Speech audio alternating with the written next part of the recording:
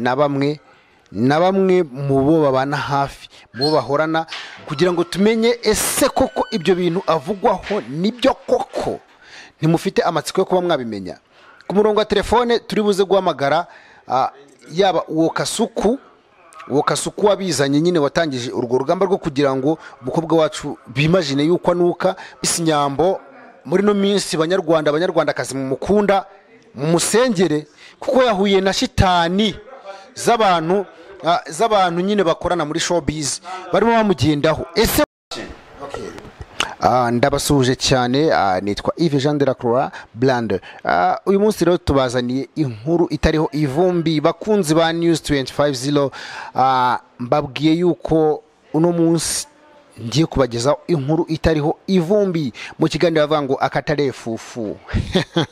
Umuntu witwa DJ Crash ndetse na Miss Nyambo umuriro watse byakomeye, nimba mutabizi mugiye kubireba. Umuntu witwa DJ Crash akomereje ku magambo Kasuku yavuze avuga yuko Miss Nyambo ashobora kuba anuka afite agahuyu, ndetse icyo kiganiro cyabaye kuri Space. Noneho umuntu witwa DJ Brian na Kasuku bibasira bikomeye cyane umuntu witwa Miss Nyambo. Rero Miss Nyambo hari byinshi kuri we bigenda bimuvugwaho ariko bitari byo.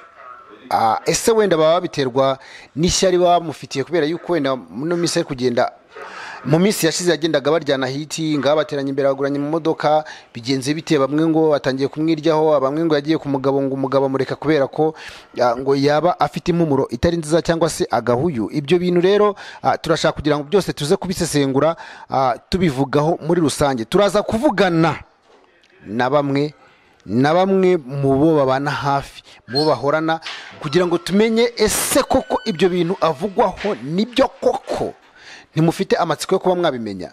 Ku murongo wa telefone turi buze guhamagara yaba uwo Kasuku wabizanye nyine watangije urwo rugamba rwo kugira ngo umukobwa wacu bimagine yuko anuka, barashaka kumukubita hasi ibaze blow. Wowe uri kunyumva nk'umuntu aje agafata tingatinga akakurimira hitaka akari gushyira wowe wakumva umerewe uti yego. Ni bya bindi bajya bavuga ko nta kintu umuntu ageraho kimeze neza nyine kigororotse adahuye n'abanzi. Ni ukuvuga ngo iyi nzira Miss Nyambo ari gucamo yo muri showbiz bamusebye yuko anuka, none se ubundi nimba ari bo yanukiye twebwe yaratunukiye. Miss Nyambo n'umuntu ukora ibintu bimeze neza. Ese nawe ni kubibona? Wowe muri comment uraza kutubwira. Miss Nyambo muri no minsi afite depression ikomeye, afite agahinda gakabije ari kugenda aterwa na bagenzi be ngo bari kugenda bamushyira hasi, hagiye hose ngaranuka, abantu bose bamaje kwiyumvamo ko anuka kugeza ubwo Emirene yafashe DJ Crash akamuhamagara akamushyira imbere akamera kaza kandagaza undi mwana papa, undi mwana akamwandagaza. Kandi tubibutsa yuko mu minsi yashize Emirene yahamagaraga Nyambo ati Nyambo wansaidi ukamba ikiganiro ko hiti yazambye ngwino mu kiganiro ndeko ndazamura cano. None ibi nibyo atangiye kwitura Miss Nyambo. Harya baravuga ngo abo umwami yahaye amata nibo bahindukiye bamwima amatwi. None se uwo DJ Crash yarakunukiye kubera iki? Nese wowe ko bavuga ko uri umutinganyi, ibyo bintu nibyo nawe tuzabyemeze ko uri umutinganyi? Oya turacyakomeza tuvuga ibintu mbabwira n'ukuri. Umukobwa witwa Miss Nyambo muri no minsi abanyarwandakazi mu mukunda mu musengere kuko yahuye na shitani z'abantu nyine bakorana muri showbiz barimo bamugendaho. Ese wenda byaba byaratewe nuko hari bamwe wenda bagiye bamusaba service zindi zo ku ruhande harimo nizo mu ntuza akazibima. Njyari ikintu ngema nshaka kugira ngo menye. So ndashaka kugira ngo bino bintu tubishyireho umucyo. Njyewe nzanya amakuru y'indani y'ubwino. Umuntu wabitangije ni Kasuku. Umuntu witwa Kasuku niwe abitangirije kuri Space. Mwumve kuntu yavuze. Nyambo zamugura agaparufe Kirama arukunda abantu. Uwo ngo ni Brian ndetse na Kasuku.